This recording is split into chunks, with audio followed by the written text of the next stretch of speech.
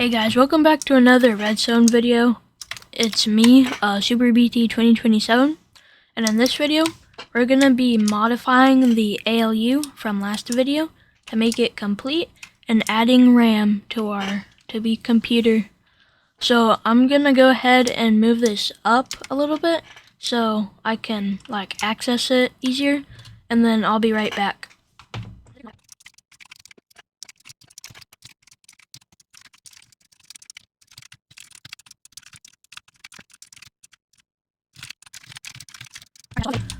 Alright guys, I'm back. So now I've moved the ALU up and we can start modifying it.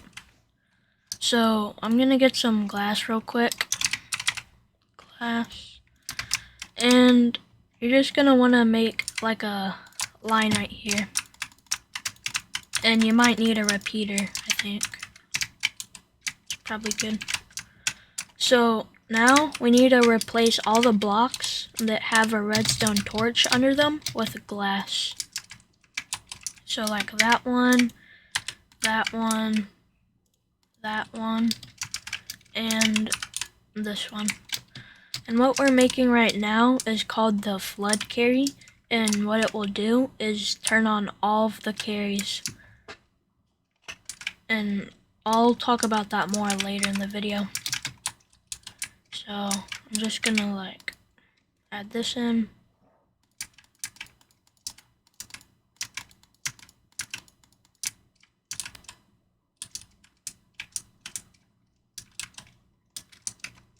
Oh, we need one more block. Alright, perfect. So now we add torches to where it can access the carry. And this one too.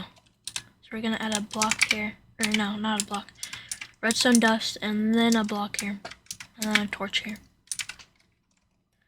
So that's our flood carry. Turns on all should turn on all the carries. Oh. Wait. Oh, that's why. Okay. Alright. So I just fixed those. And now all of the lights are on. So basically what the flood carry does is it just adds one into the carries of all of the second set of XORs. And you can think of it as an inverter for each set of XORs, like in here, here, here, here. So if we turn one on, then it turns that off. But if we turn two on, it turns it back on. So it's basically an inverter. And then next we can add ore, which is gonna have a torch touching this dust right here. So a line right here.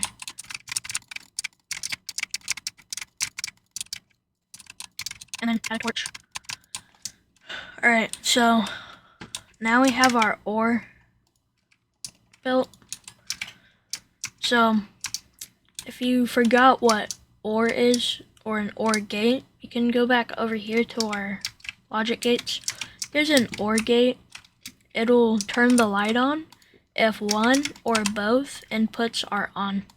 So let's go back over here, and we can see that the torch turns on this dust. Now, how it works, you might be asking, is if we look here, this dust is powering this block, which powers this dust right here for the output, and this torch right here for the carry. So basically, you can just turn on one input or both inputs, and it should be on. Oh, it's not on. Okay. So you can turn one input on or both, but they'll stay on because these torches aren't on. So, and it can't carry either. So that's OR. Now we're gonna make the inverters.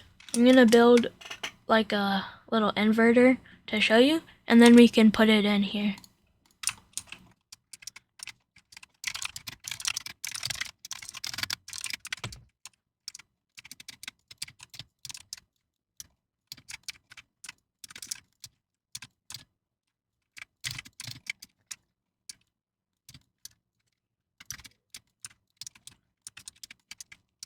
Alright, so here's our little inverter, guys. And basically, this is an XOR gate, but like really tiny. So we have our input right here. But you can see here that there's a torch which inverts the input, and it goes right here. So if we press this, this is the button to invert it. So we turn that on, then this powers the output, but this isn't. So we turn that off, and then we turn this on. This is the input that's on without the inverter. And you see the inverted input right here is now off. So that's all our inverters, and I'm just going to add 8 of these for each input over here.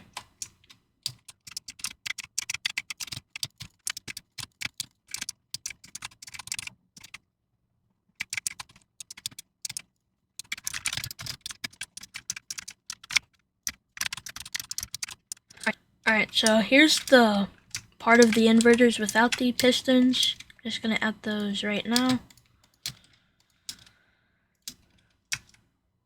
And by the way, I didn't add the pistons yet because it would like mess up this because it would be too tall. So I'm just going to do those right now.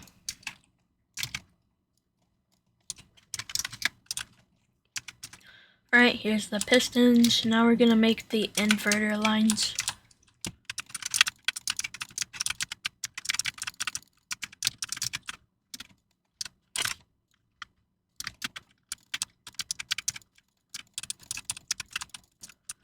And now we just have to add torches to, oh, we have those.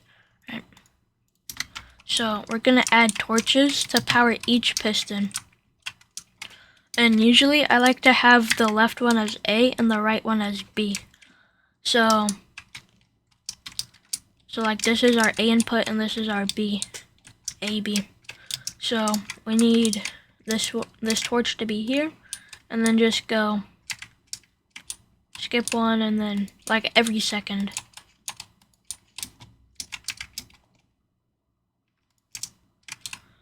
I'm gonna go ahead and turn it on for the B so that doesn't happen again. Here, here, here, here. Alright. So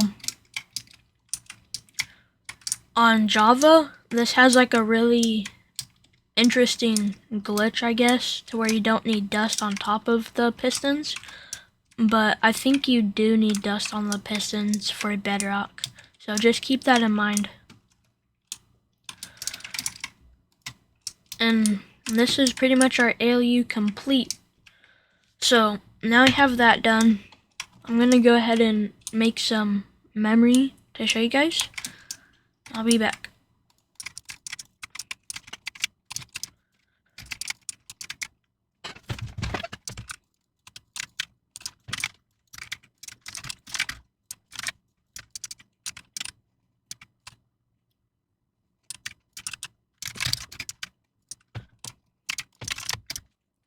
Alright guys, so this is our little memory cell, 1-bit memory, and there are 8 bits and 1 byte, and 1024 bytes and 1 kilobyte, and it just keeps going up from there. But this is 1 bit, and if you look at this repeater, it has a weird little bedrock looking thing, if you notice. And this is because we have a repeater going into the side of a repeater, locking it. So the way that works is it'll just lock the state that the repeater is in, and it can't change no matter what when this repeater is on. So we can turn that on and off, but it won't change. So if we want to have it on, we need to turn on the write. So now it's written, we can turn the input off, and then I'm just going to add this here real quick. And here's our read. So this is a comparator with a, so it's a comparator on subtract mode with a repeater going into it. So the way this works is, when it's on subtract mode, it'll take the base input, which is 15 because of this repeater, and then it'll subtract it by the side input of 15. So when this repeater is going into it, then it'll be off. But when we turn on read, then it won't be subtracting anything, and the output is on. So that's how our memory works. I think I want to have like, this is a 4-bit ALU, so we're going to have 4 of these going up in total, and then 8 memory cells, like 8 of 4 of these. So I'm just going to make that real quick, and then after that we can attach it to the ALU.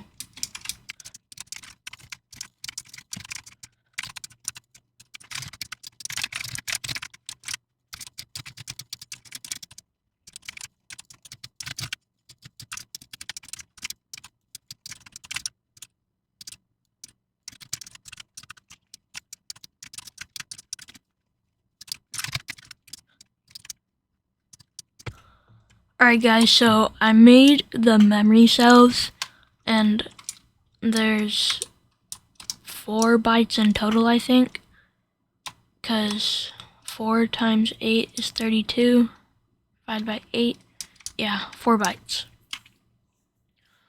So now I'm gonna make it to where the ALU can plug into this RAM, and I'm gonna move it over too, so it's like optimized. Yeah, I'll be back.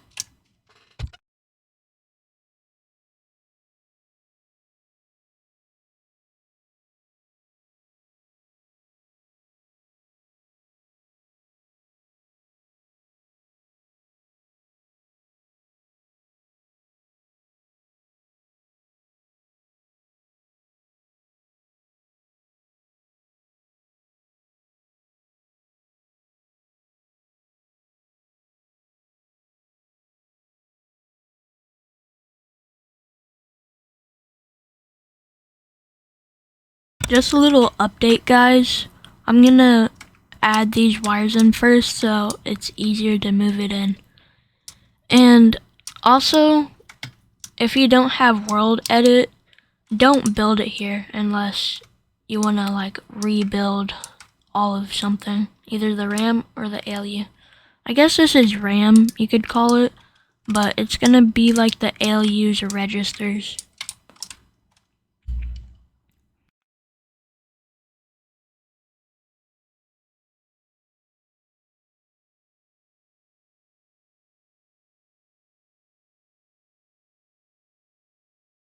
Alright guys, I'm back again. I just put the RAM in, not RAM, I don't know why I keep calling it that. I'm just gonna call it memory. Memory. I put the memory in, and as you can see, there's a pretty big difference. So now I just need to make the back of the memory look like the front with these wires. And I'm just gonna do that real quick.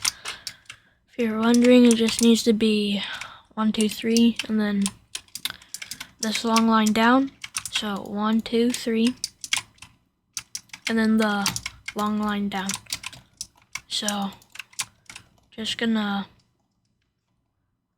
so like we put this on every single output, and then we put 4 more, or no, not 4 more, 3 more up.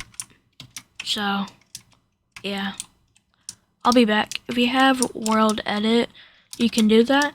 Just remember that the signal strength runs down, so you need to add repeaters.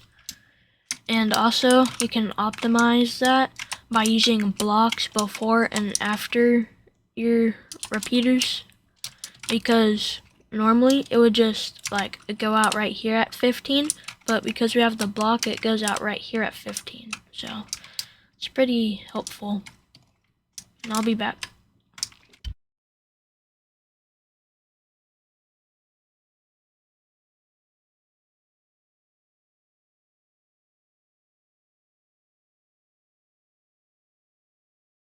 Also, right here, this is gonna be like the output we're looking at.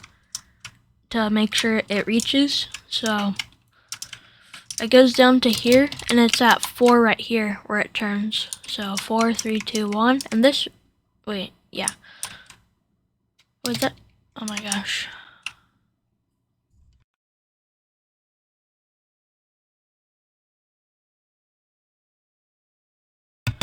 Sorry guys, I just made a silly mistake.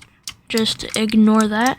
I thought these were inputs, to be honest, but I'm really tired right now, so maybe I should stop talking. Also, what I was gonna say is target blocks help redirect the redstone. Because if we have an input here, the dust won't go into the repeater. But if we use a target, it'll redirect it and go through. So it's also helpful to know. Yeah, I'll be back.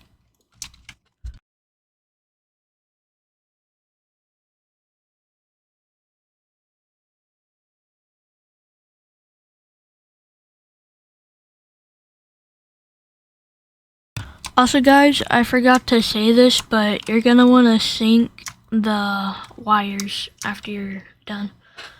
So here we need to have a repeater. Let me see. So these down here are 1, 2. Okay.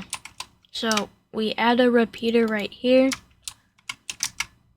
here, here, and here. And then the signal strength runs out on the main wire, and we have another repeater. So on this last one, just make it to 2 ticks, like that. And then you can stack it up, I guess. Yeah. I forgot to time it on the front, so I'm just gonna do this tedious process real quick. I'll be back.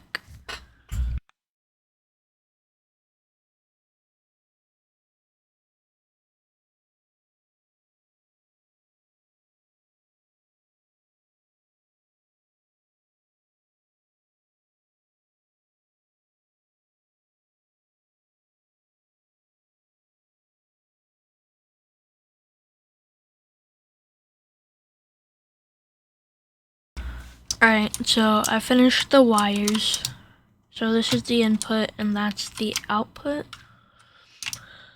Now I'm gonna add some little miniature registers to the input of the ALU. So gonna get rid of these levers.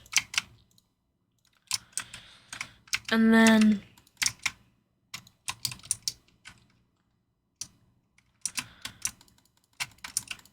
so just gonna make a line out.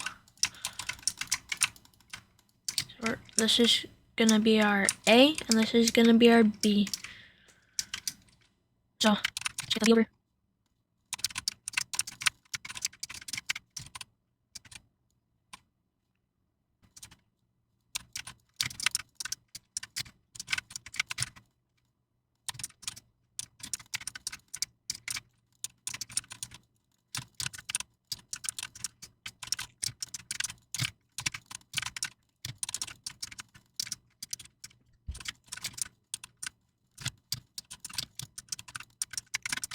Alright, so now I've made the wire frames for the little registers. Now I'm gonna add dust, and we're gonna want to sync this too.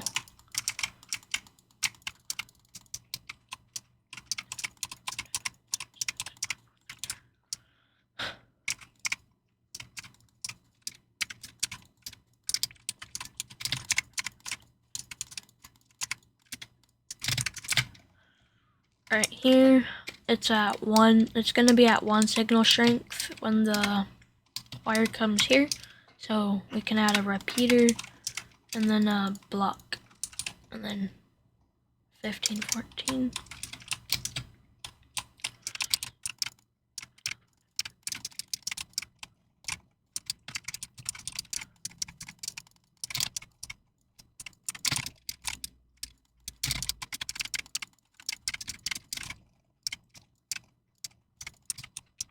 Alright, so finish the wires, just need to add repeaters to these two XORs, I think. Yep, just these two. Alright, now these are synced.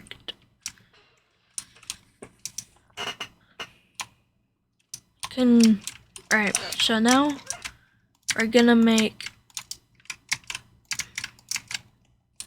a repeater with a repeater lock. And these are just gonna be write only. So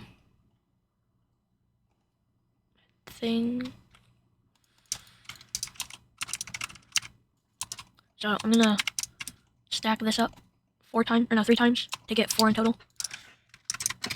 And then now add glass tower.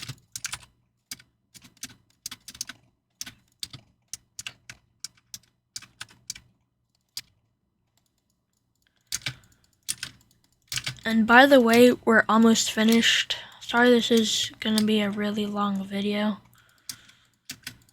but this is probably the hardest part, I'd say. And it's really easy when you come to think about it. So, alright.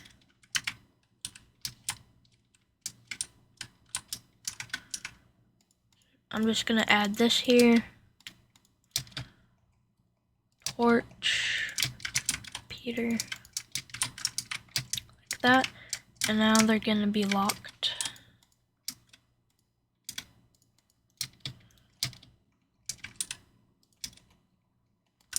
Alright, so those are our miniature registers. We just need to connect the output of this memory to these right here,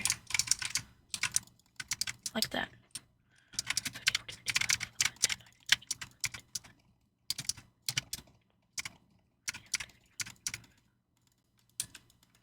Alright, so connected the wire. I'm gonna stack these up, 3, and then this one too, and then this wire.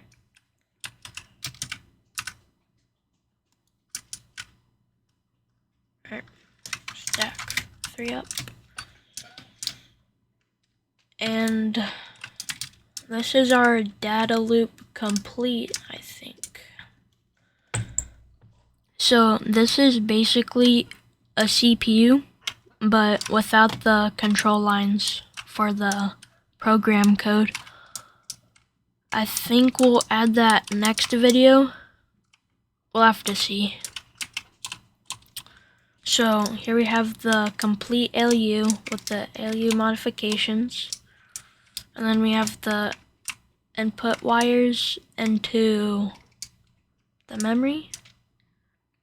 And then goes along here into the temporary registers. And then back into the ALU. So it's a data loop. And yeah. So, thank you for watching, guys. Hope you learned something new today. And yeah, peace.